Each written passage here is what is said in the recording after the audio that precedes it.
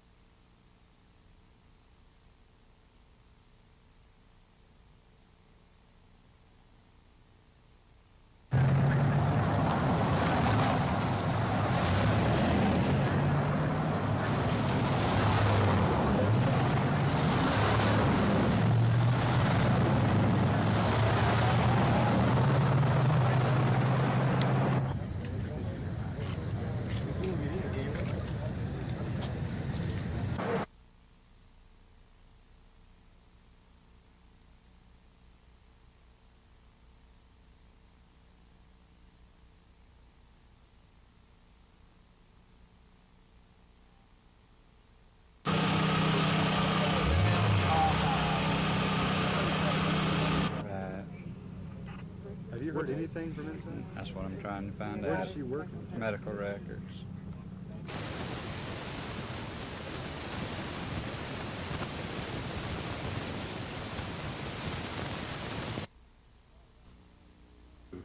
But we have called out the National Guard in order to assure the inhabitants of the area, because many of them are very afraid, and we feel we're going to have the thing under control. But other than that, I would like to remain silent until we get more information. But we're doing everything we can to protect hostages and also to protect the public, and we will do that.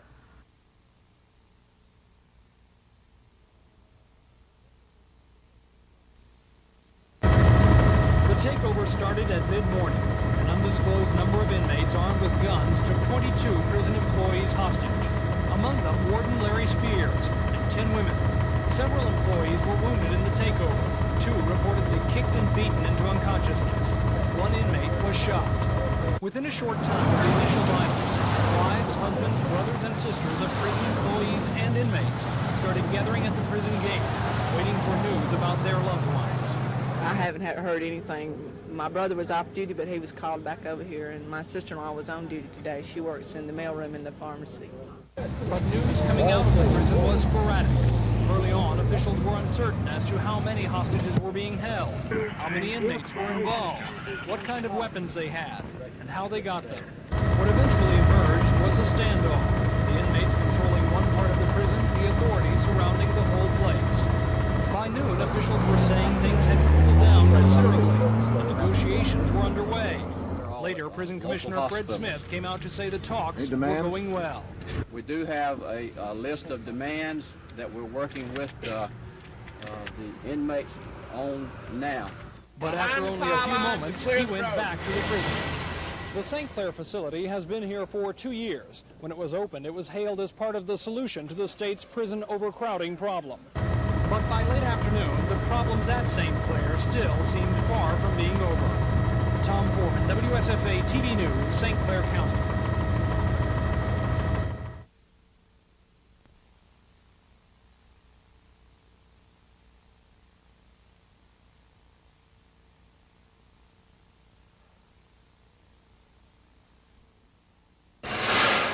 Since 1979, Mayor Emery Fulmer has been the man who promotes city employees, including Montgomery police officers.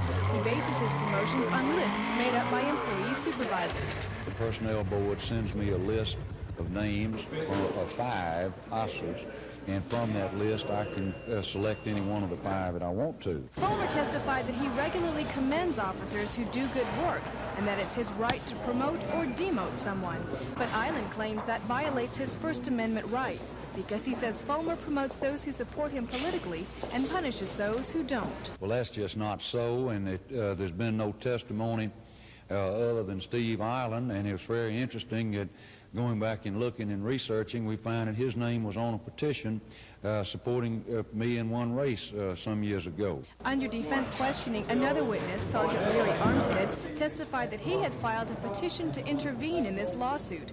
But in 1983, he dropped his petition, and he says shortly afterward he was promoted.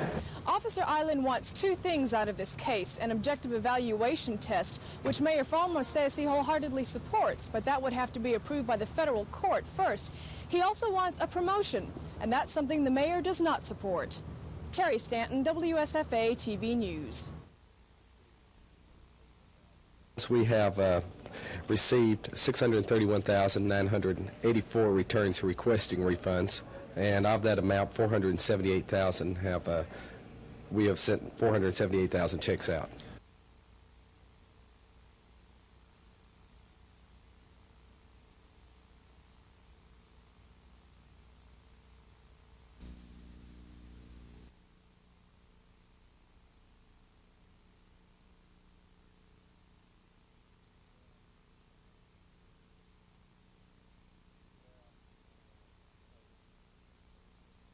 Well, I'm paying this year, so I thought I'd hold up President Reagan's inmate dismissal just a few more minutes for my $375. We were just procrastinating, putting off, thinking we was gonna have to pay Uncle Sam, so we just gonna wait till the last minute to pay him.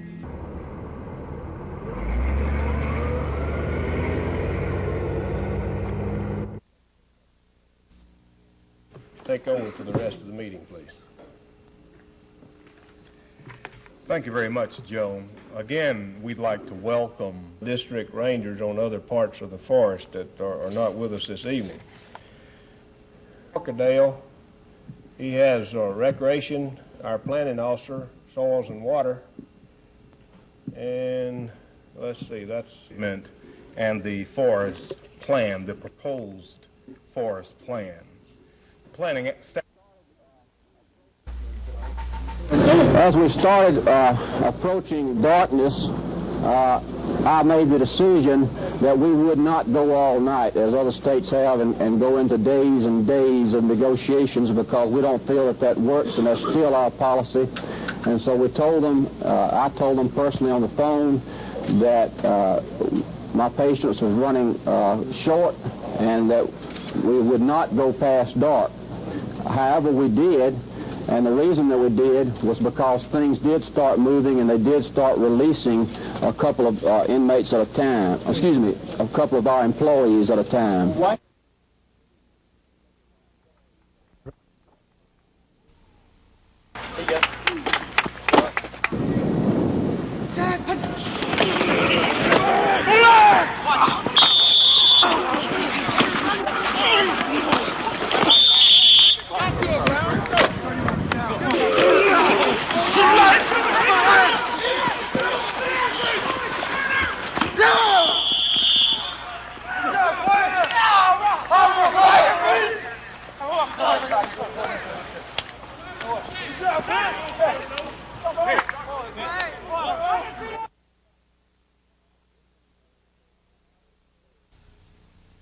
We're coming back to Shoal Creek because the players wanted to come back.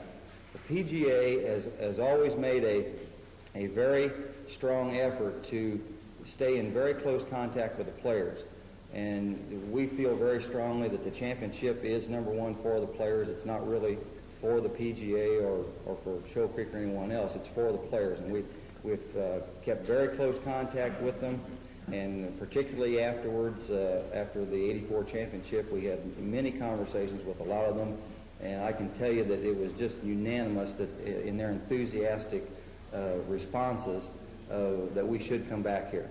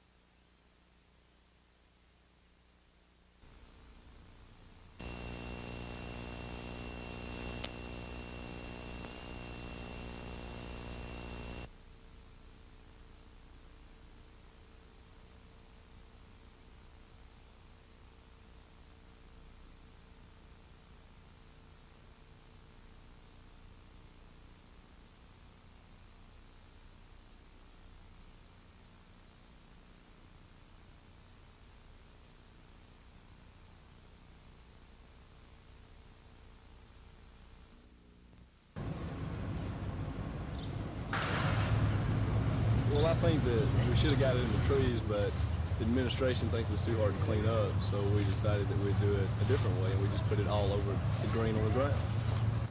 Why do y'all do this? Well, it's a tradition, and I think this is the first year that we've put it on the ground, and we didn't get any in the trees, and that was our objective. And so we did it about 3 o'clock, in the morning, so nobody else could help. And I think we did a pretty good job. Yes, sir. We're seniors who are graduating. So we graduate May 5th, so a couple weeks before graduation, this is our little present to the school.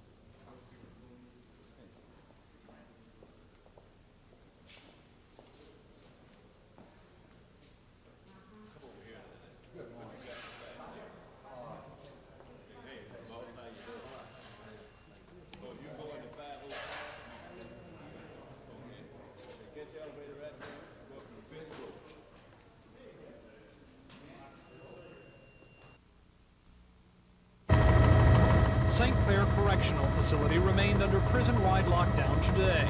All of the inmates are being kept in their cells until things have thoroughly cooled off. Last night, the 10-hour-long takeover by about 200 inmates came to a close shortly after dark. Prison officials say negotiations, coupled with a strong display of force, convinced the inmates to hand over their weapons and set free 22 hostages. In all, 7 people were injured in the takeover. None of the injuries were critical. Damage to the prison is still being added up. Food had to be brought in today since the inmates had wrecked the kitchen. Still, Prison Commissioner Fred Smith says things could have been much worse. There were no lives lost at all. Still, there may be some changes in the future. But we do plan to investigate the communications between the staff and the inmates and to see if that doesn't need to be improved. Although negotiators promised inmates there would be no retribution, prison officials say there is an investigation underway, and some prisoners could face criminal charges. There is an interesting paradox in all of this. Prison officials say rather than pointing out any flaws in the prison system, the successful conclusion of yesterday's hostage situation shows just how professionally the system can react in times of trouble. Tom Foreman, WSFA TV News at the Department of Corrections. Both defendants have pleaded not guilty to the fraud charge. One of the 25 counts alleged that Cummings and Jackson submitted claims for reimbursement to the Department of Education for $573,000 meals. The prosecution told the jury the defendants overstated the actual number of meals served by at least $126,000, defrauding the government out of more than $130,000. At least 20 witnesses are expected to testify in the case. If convicted, each defendant could receive 5 years in prison on each count and more than $200,000 in fines. Several defendants have already pleaded guilty in these fraud cases. The Cummings and Jackson cases are expected to take at least several days before they reach a jury. This is Norman Lumpkin, WSFA TV News at Federal Court. Mr. Speaker, the only thing is midway between is bad and awful, and I moved to lay it on. In a light atmosphere, the administration had no trouble winning passage of a bill that would give county and city governments a share of the interest from the governor's proposed investment of offshore oil windfalls. Lay it on the table and Roy ask you to Johnson vote had out. a built-in argument as a handful of House members tried to change the way that the local share is split between the cities and counties. The gentleman, again, is trying to upset the distribution that the cities and the counties both have agreed to with the governor. It was somewhat more tense in the Senate's Finance and Taxation Committee, which today passed the controversial Teacher Career Ladder pay plan. The cost of the plan is again the focal issue. The only thing they could agree on is that they can't agree on what it will cost. With that in mind, Senator Ryan DeGraff Reed of Tuscaloosa generated the most intrigue with his idea that the people vote on the plan before it's adopted. Therefore, what we ended up doing is, in effect, implementing a plan now we're not going to have any control over, with the exception that we know it's going to cost new dollars. But the opponents, on a tie vote, narrowly defeated the idea, claiming it would be premature, saying there is a built-in check 2 years from now when the legislature has to review the progress of the teacher evaluations before any merit pay hikes are passed out. Even though the plan passed the committee, its future still hangs in limbo as it now moves to a more skeptical Senate membership. Chris Grimshaw, WSFA TV News at the Capitol.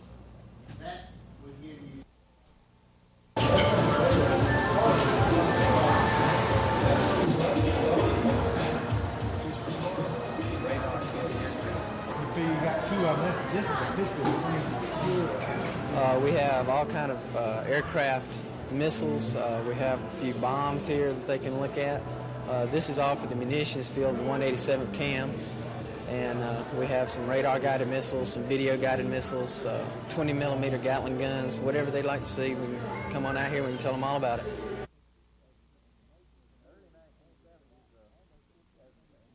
In the early 1970s, in the nation as a whole, there was an average of about almost 1,500 fatalities a year at railroad crossings. So Operation Lifesaver got started in the early 70s. It caught on. It's now active in about 40 states.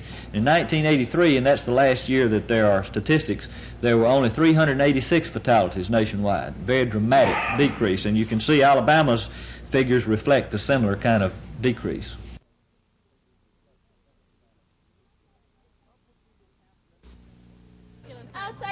Up With People cast members spent most of this afternoon preparing for tonight's concert. Limbs stretched for dancing, voices rehearsed for singing, and instruments tuned for playing. We are trying to build people up, put some positive energy into our society, and we do that through our show and through a lot of the involvement we do in the different communities we visit.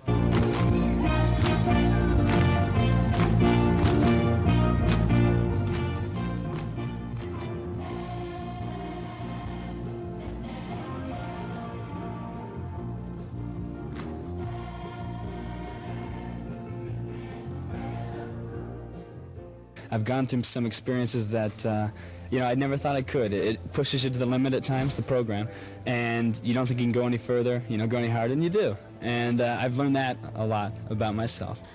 The idea of people, of course, philosophy that people should learn to get along all over the world. It's a lot of different things, I think. The 2-hour show, which is free, courtesy of the Auburn University Program Council, gets underway tonight at 8 o'clock here in the Auburn Memorial Coliseum. Now, I've been assured that the show will leave you feeling especially good. Craig Meadows, WSFA TV News.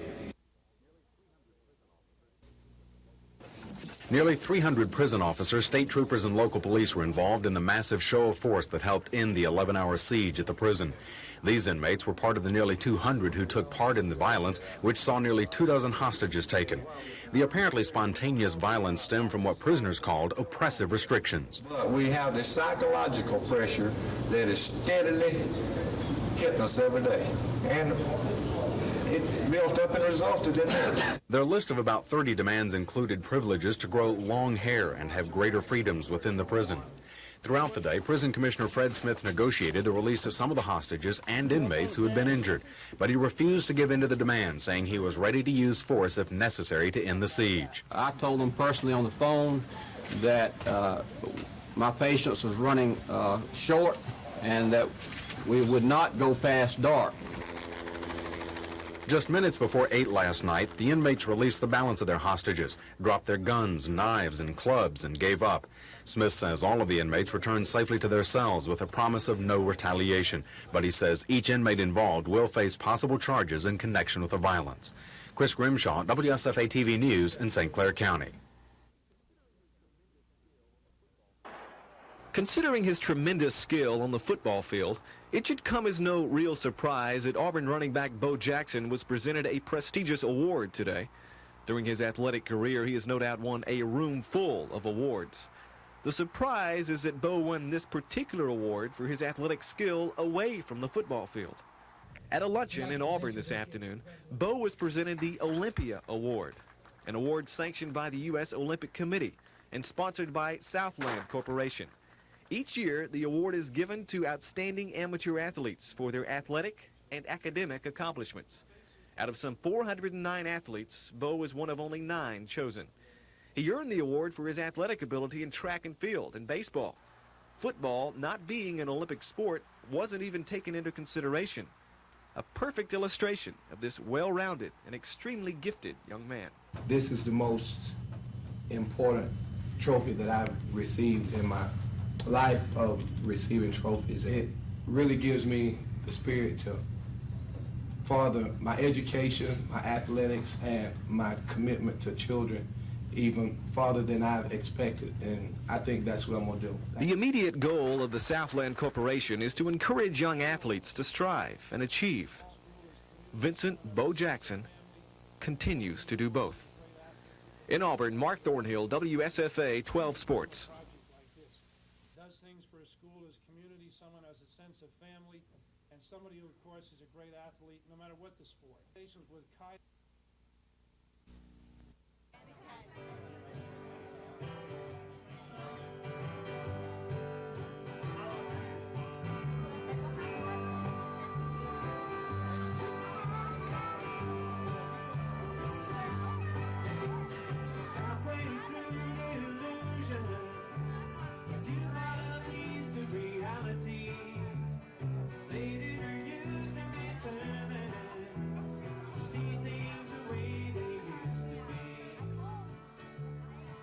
We have a lot of fun. We enjoy each other's company, and we enjoy our audiences. They originally got together as a duo and trio arrangement, and then I joined the band, having come off the road playing other types of music. And as far as why we stay together, I think it might be because we like one another. I'd like to see us continue to be able to record. I think that's the biggest thing for all of us. Of course, we all want to be able to make a living playing music as much as we can, but the recording is the most important thing, I think, being able to get the songs that we write down and out to our audience. Their brand of music never goes out of style. Maybe that's why Muse is drawing crowds of all ages, from yuppies to college students, to hear their mellow sounds. Some borrowed from the likes of James Taylor and Neil Young, others originals. Or maybe it's because their words are understandable and easy to harmonize. Whatever the reason, Muse is catching on. We just hope they enjoy the music, no matter what audience it is. We feel like the yuppies seem to be our best target. Muse has produced one album, and another is due out in June. With the first one, they broke even. And with the second, they're just hoping to make enough money to keep on playing their music. Gina Gregory, WSFA TV News.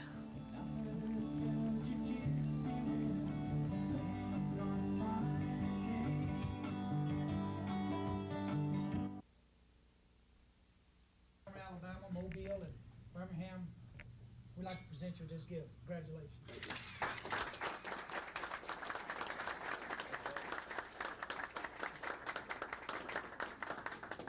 One of the outstanding athletes in the country, and I'd like to thank Coach Dye. And that's what the committee...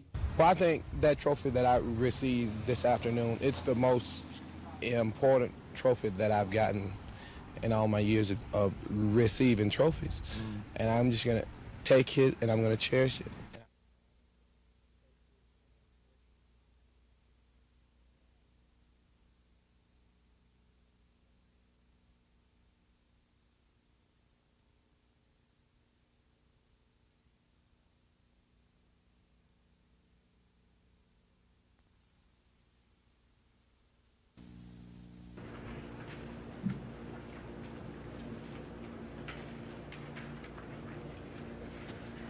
I want to thank you for your staff in helping us in District 9 Saturday morning.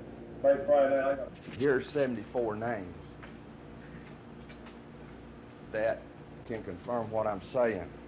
All that they have done for our young people in our community, encouraging the young. They've got the swamp dammed up, and that's where your problem is. You need to breathe.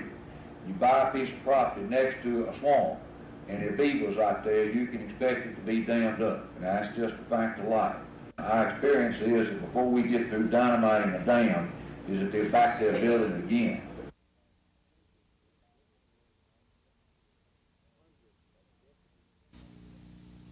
hundreds of deputy sheriffs from all over the state. Let me tell you something. You know, in all these other states where these riots occurred, the attorney... I've got some old file stuff of my own sticking back that we can grab too. Yeah, these will help us out. You know,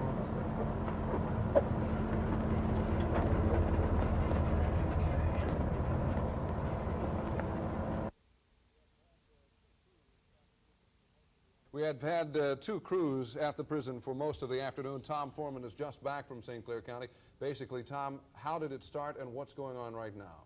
Bob, right now, the latest news on it, and the most important news, is perhaps that 17 guards and employees and 15 inmates who were caught between the hostage situation and the outside, they weren't really hostages, have just been let go through negotiations. So that's the latest news, and perhaps the most important thing happening right now.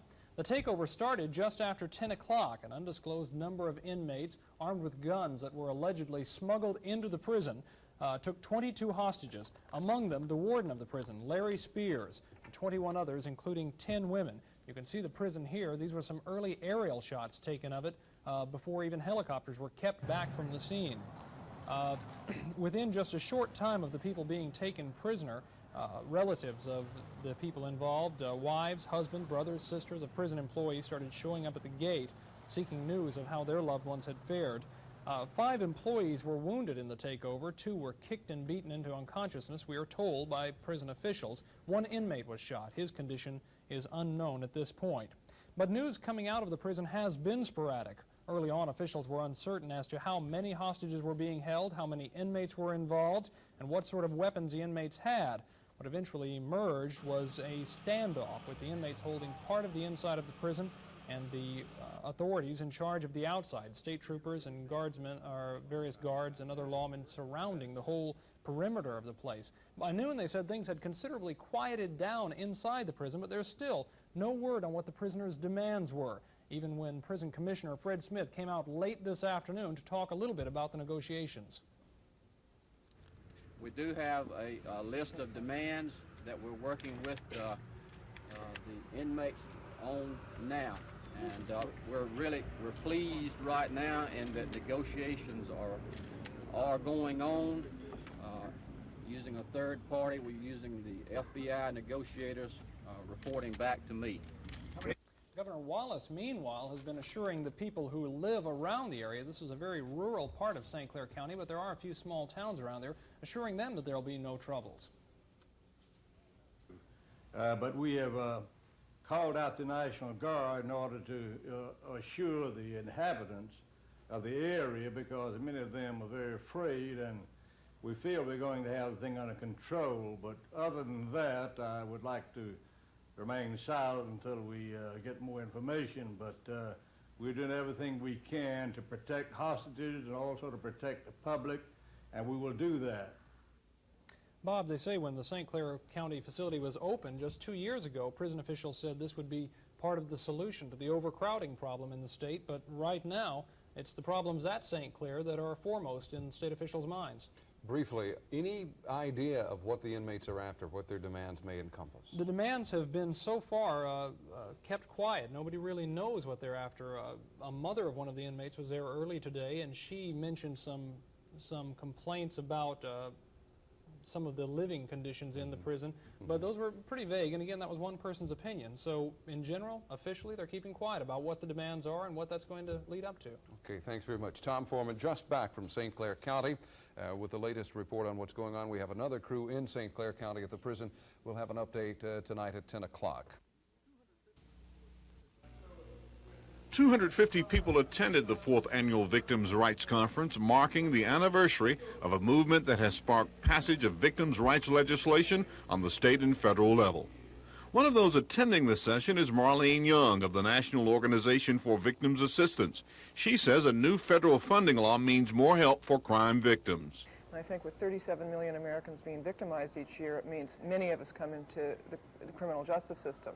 And finding that system really difficult to deal with caused the kinds of rights that we see now. And in 25 states now have bills of rights for victims to help alleviate the harms that victims used to suffer in the criminal justice system. Governor George Wallace told the group he knows personally the story of the crime victim.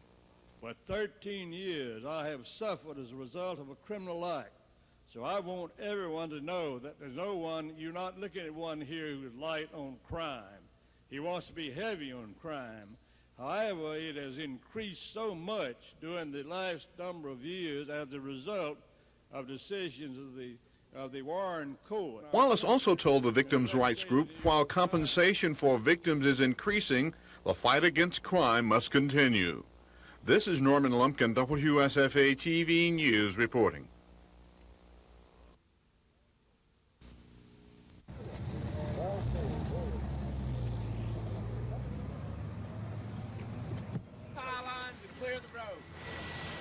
Post, and I met with the head of the public safety, all at local hospitals.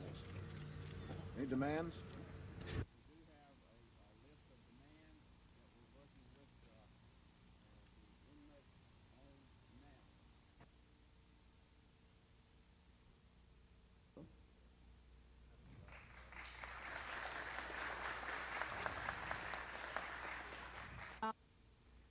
Christopher's teacher is Annette Smith, president of the Ladies Auxiliary to the VFW. Ms.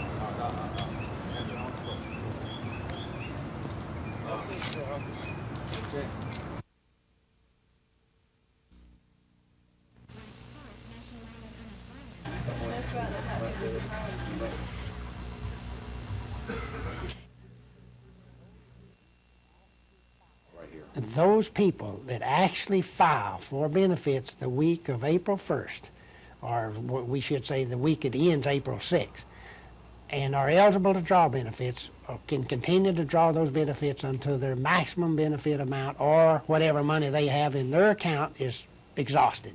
We're talking about, at this point in time, roughly, of course, 8,000 people, and it's in the neighborhood of $500,000 to $600,000 a week that we're paying out in this program. Much higher for so many years is very, very difficult. We ran a story today in the news about this plant in Los Angeles, but the workers there didn't.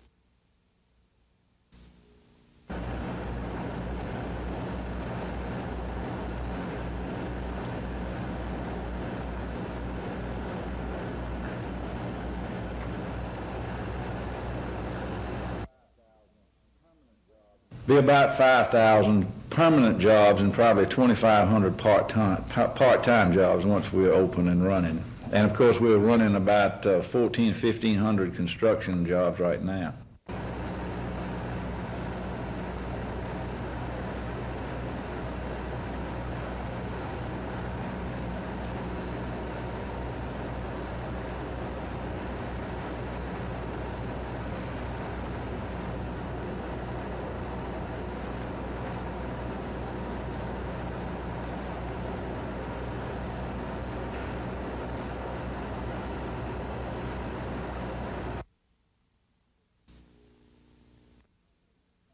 $16,822,000 received their merit raises.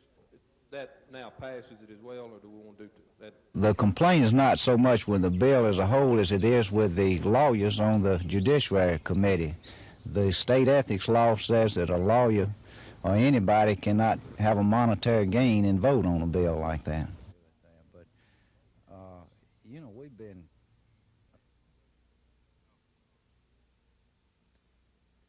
Mr. Denton, Mr. Dow, Mr. Dixon, Mr. Drinkard, In this corner, weighing 200 pounds, the challenger, local disc jockey Jerry Gabber Gebhard. And in the other corner, weighing, well, a heck of a lot more, 2,000 empty chairs. And so the great sitting marathon began. The challenge for Gabber was to sit in each of the 2,000 chairs until it was, in a sense, sold. The selling was being done by radio stations in Montgomery, Troy, Opp, Andalusia, Luverne, and Tallahassee. Good afternoon. Carl Morgan reporting from the Civic Center, where Jerry the Gabber Gebhard is trying to sit in each of the 2,000 seats we have set up for him. The stations asked their listeners to call in pledges of $12 per seat. That money will be used to buy tickets for special children to see the Great Star Show Saturday night. The Star Show raises almost $72,000 every year for Special Olympics. This year, though, the fundraiser is in trouble. With the show only a few days away, almost half the tickets remain to be sold. But if Gabber and his friends have any say in the matter, it won't be that way for long. He's vowed he'll keep on sitting until all the seats are sold.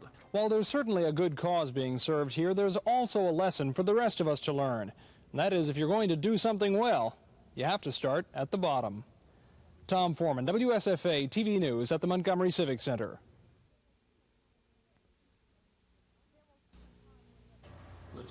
There will come a time when Reverend Houston Anderson won't have to feed 125 of Selma's hungry people every day. It's not that the hard-working preacher is tired. To the contrary. But he is tired of seeing what he calls the hardcore unemployed who still don't have jobs, but who want to work. Reverend Anderson's idea is to get them out of the soup line into the job line. He wants to take them fishing. There is a great demand for catfish. His friend, whom he affectionately calls Mama, Sadie Warren, has donated 15 acres of her land for the catfish money-making project. There is a great demand for it now. We have it in Alabama. And we want to get a piece of the pie for the people that are unemployed in this area with relationship to processing, with relationship to the pond, and we're going to do that. And we're starting today. Reverend Anderson is determined to see that the idea to create jobs for Selma's jobless will, like the catfish, bite. But if on days when there are no strikes, Reverend Anderson, who won't close down the center completely, will make sure that at least the unemployed won't go home hungry. Kim Davis, WSFA TV News in Selma.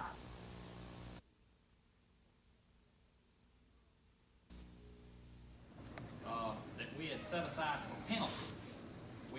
We avoided the penalty that we did not think it was possible to plead, except for the main building at Rice Hospital, except for one building. The state of Alabama is within a hair of being released from the federal court order.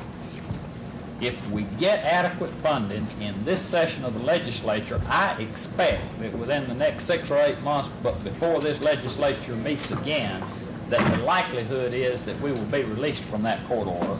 If we don't, it's probably going to be prolonged. You don't have time, and I don't have time. Capital Improvement Fund that came from the oil lease windfall profits during the past administration. We have the money available to complete everything. We're in the same posture as paying on our corporate taxes. We get very little. Get more for them and less for anybody else in this budget. We're all in agreement, and I think that's a very significant thing. It tells you something about the reasonability of what we've asked for. Last year,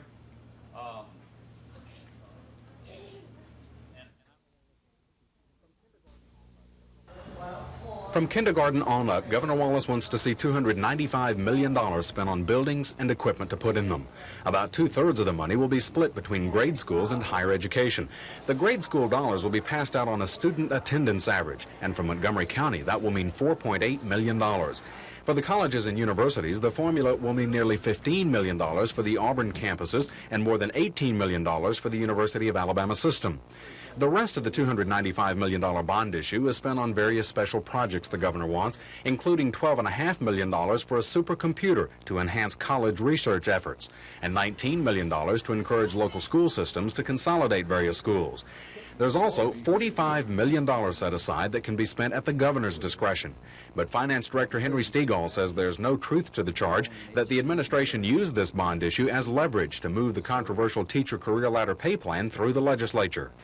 Tried to use a formula basis everywhere we could, and it has no relationship to how anyone has voted in the House or is expected to vote in the Senate. The governor also tossed in a couple of pet projects, including $2 million for the Spain Rehabilitation Center. That's the UAB medical facility that has treated Governor Wallace off and on since he was shot 13 years ago. He also included $1 million for the Music Hall of Fame. By including such pet projects into the bill, the governor has opened the door for the sometimes costly habit of lawmakers wanting to include their own pet projects. Chris Grimshaw, WSFA TV News at the Capitol.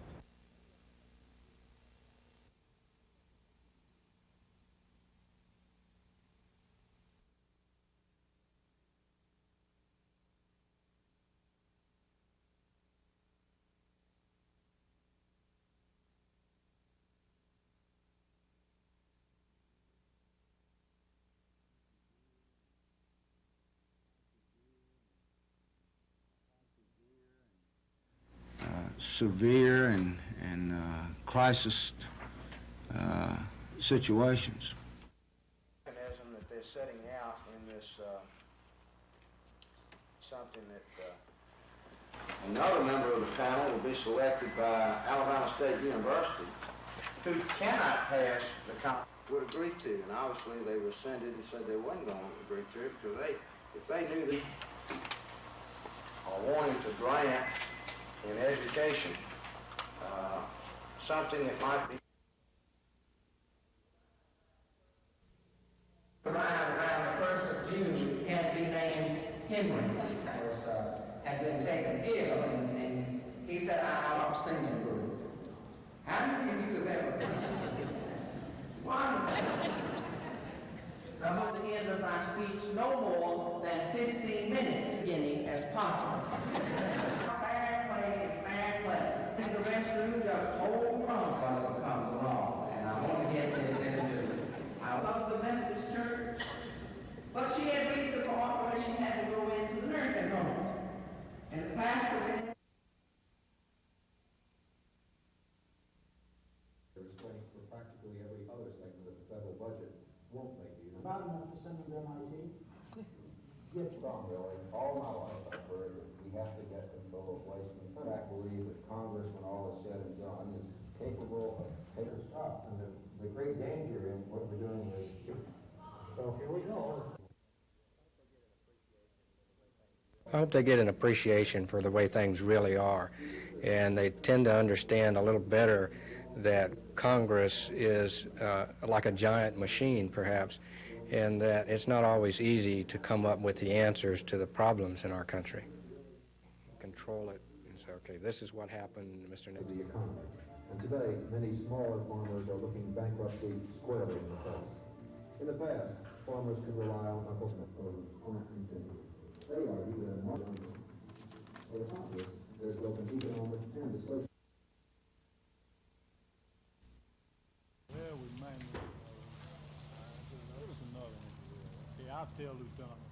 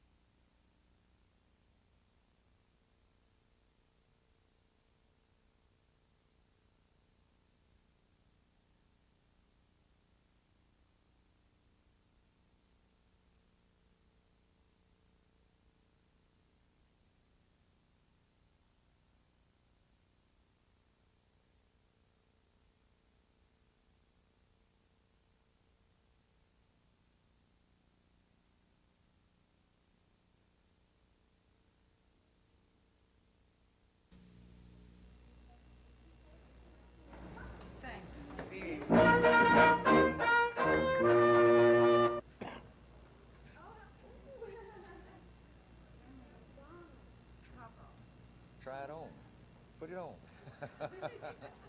There you go. I like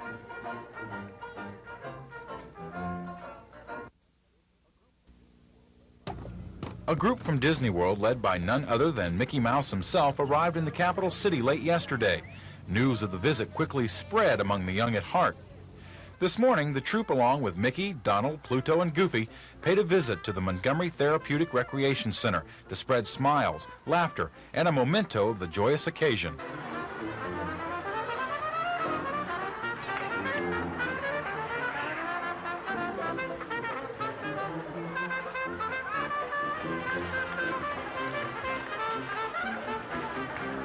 We want to see the happiness that we produce in the people that are there, and hopefully give them maybe the incentive to come down and say hello to us too sometime. These youngsters may never see Cinderella's Castle or Space Mountain, but they will always smile when they remember their special friends.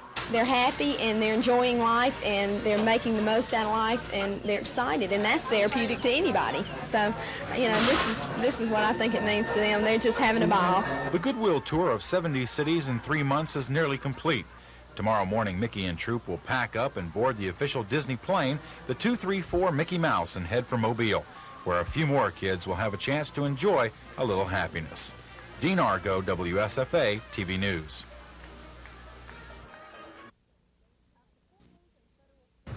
After 4 days in federal court, both sides have rested their case. Island wants Judge Myron Thompson to order the Montgomery Police Department to change its promotions process and develop an objective test. We'll take any test that the Justice Department and that court will approve, take it sight unseen. His blanket willingness to accept a test is subject to some limitations and conditions that make it far less than a blanket willingness.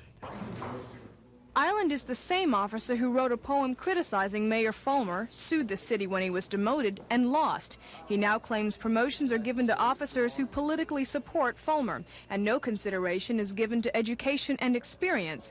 Island has a master's degree in criminal justice and almost 10 years' experience on the force.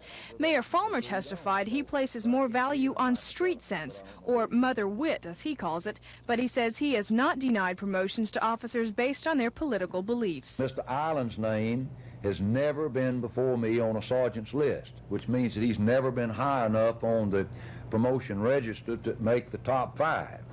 The attorneys have a total of about 3.5 weeks to submit their briefs and rebuttals to Judge Thompson. The defense wants him to consider the fact that a jury has already ruled against Island in the poem case, being as many of the issues are the same. But McPhillips says the court should consider this case to be a totally new and much broader one. Terry Stanton, WSFA TV News.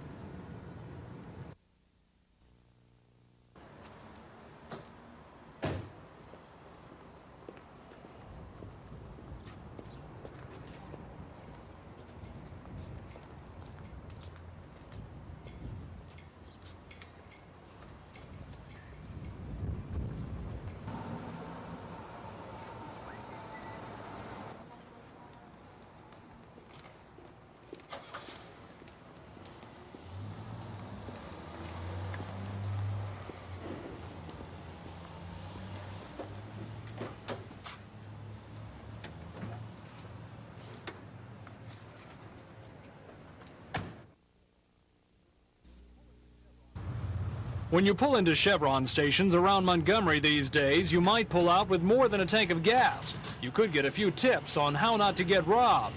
What? Crime prevention tips at a gas station? That's right. Today, 12 local stations were officially designated mini crime prevention stations. The idea came from Chevron, the Montgomery Crime Prevention Program, and the local police. The plan is simple enough. When people get gas and oil, they'll also be offered information on how to avoid being victims of crime. It's the kind of thing that doesn't cost us a great deal of money to do, but yet it puts some information in people's hands that otherwise wouldn't be able to get. Motorists can also check out these small electric engravers to engrave their driver's license number on personal possessions. Chevron has already spent $85,000 on crime prevention programs in Alabama. And so far, company officials say it's been money well spent. After all, they say, if the people like the programs, they're likely to like the sponsor as well. Tom Foreman, WSFA TV News.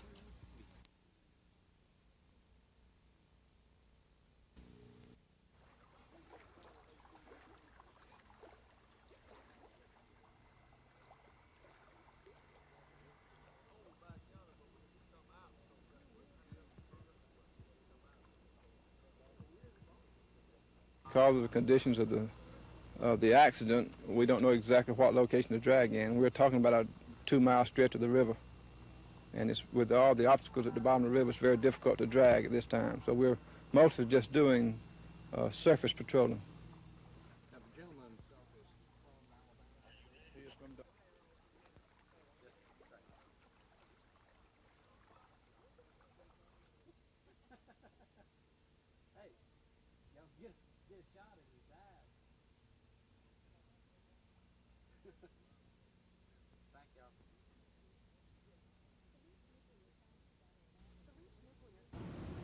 The Leach Nuclear Science Center at Auburn University is growing. University officials announced today an addition to the building, which will house more laboratory facilities for space power research. Auburn is one of a handful of universities chosen to research portions of the Star Wars concept. The idea of fighting a nuclear attack in space is a controversial one. But the director of the national program says, although he'll listen to criticism, he won't accept statements that Star Wars is impossible. If we can all really be convinced that the world can be safer if we build defenses, then I believe that we will be able to do it. I just am not, I don't accept the technical pessimism that they do. Abramson stresses that at this point the United States is only looking at options in space. He says no weapons are being built, but cites Auburn's research as an example of the important knowledge we'll need tomorrow.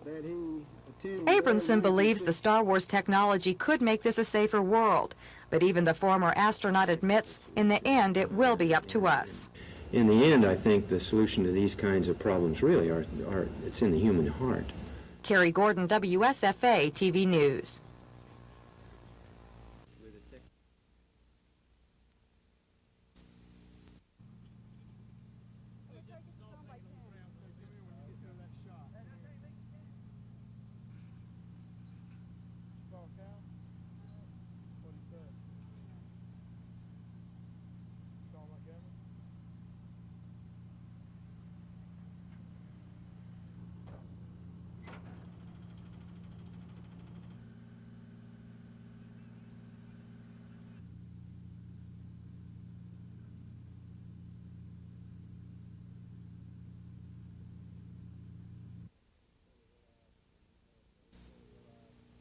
We fully realize that when you have a tremendous investment and a tremendous asset that not only Birmingham but the state of Alabama has a proprietary interest in, one that I wanted to see kept alive.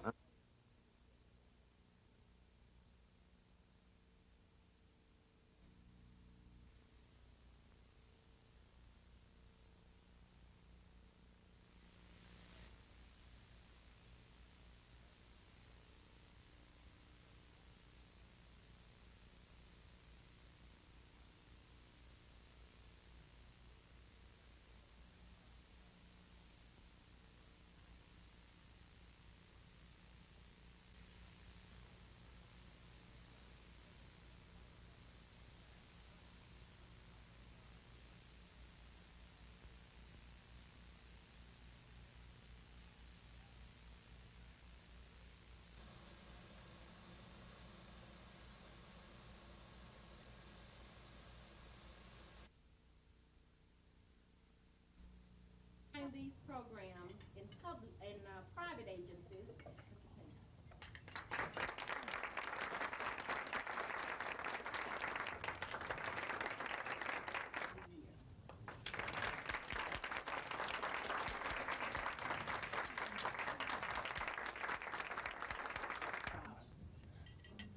He is presently professor of political science at Jacksonville State University. He was sponsor of the Victims Compensation Act, the Career Ladder Bill. He was co-sponsor for the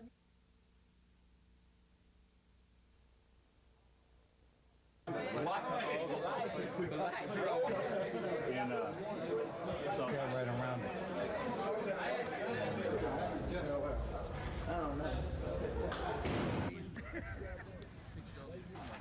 Since I've been back over 2 years now, we've tried to figure out ways that we could get our ex-players back to visit the campus, to come back and be involved. And this is just one more of those ways that we can get them back and let them have an opportunity to come back and kind of have a little reunion and tell a lot of old war stories and get involved and see what's going on with our program, their program. And, you know, hopefully it'll be a lot of fun, and hopefully, too, we'll keep from getting anyone seriously injured.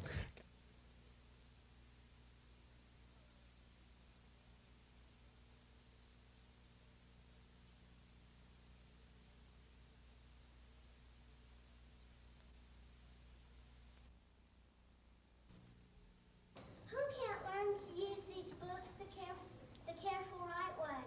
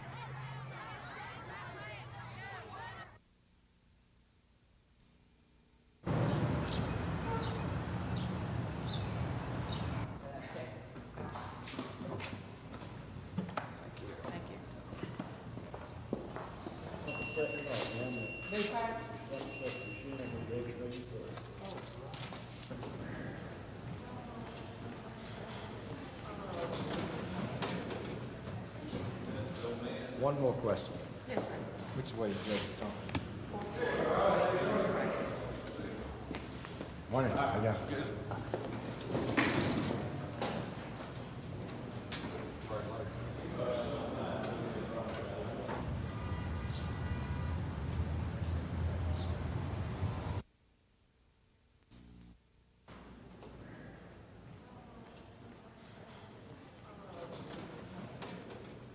The case of this board, you are certified both now and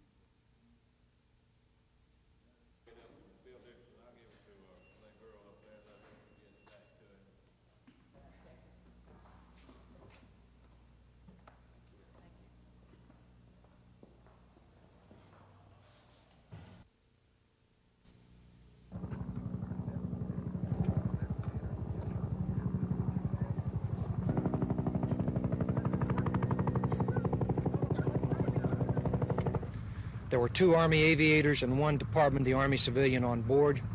The U.S. Army Safety Center, Fort Rucker, is investigating the accident. The aircraft is from Low Army Airfield at Fort Rucker.